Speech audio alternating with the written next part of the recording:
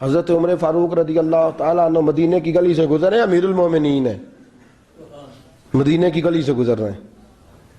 ایک گھر کے اندر سے بچیوں کے رونے کی آواز آئی، بچیاں رو رہی ہیں،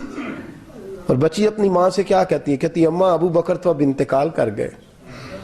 حضرت عمر کا پہلے دن ہے خلافت کا، اب ہمارا کیا بنے گا؟ ابو بکر تو وصال کر گئے۔ حضرت عمر فاروق رضی اللہ تعالیٰ عنہ نے رونے کی آواز سنی، دروازے پہ دستک دی، کہا بیٹو کیا بات ہے؟ تو بچیاں کہنے لگیں عمر ہمارے ابا جی ہماری 10-15 بکریاں ہیں، تو ہمارے والد صاحب ان کا دودھ دھو کے بیچا کرتے تھے، گزارا ہو جاتا تھا۔ جس دن ابا جی فوت ہوئے تو اس دن سے لے کر ابو بکر صدیق روز عصر کے بعد آیا کرتے تھے، ہماری بکریوں کا دودھ دھو کے دیتے تھے، کچھ ہم پیتی تھی، کچھ بیچ لیتی تھی، گزارا چلتا تھا۔ جس دن ابو بکر صدیق خلیفہ بنے تو ہم نے جا کے کہا ابو بکر اب کون دودھ دھوئے گا؟ تو سیدنا صدیق اکبر رضی اللہ تعالیٰ عنہ نے فرمایا بیٹے پہلے تو میں مرضی سے خدمت کرتا تھا، اب تو مصطفیٰ کی امت کی نوکری میری ڈیوٹی بن گئی ہے،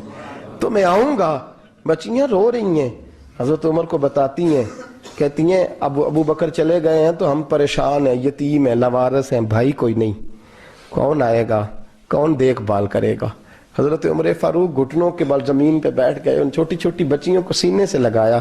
فرمانے لگے میں ابو بکر کا کیا کروں، میرے لیے رستے بڑے مشکل کر گیا ہے، میں اس کے کس بادشاہ وقت ہو کے وہ غریبوں کے گھروں میں آ کے ان کی بکریوں کا دودھ بھی دوتا تھا، امیر المومنین ہو کے یہ رنگ بھی تھا۔ اور میں بیٹیوں فکر نہ کرنا، جب تک عمر زندہ رہے گا عمر آتا رہے گا،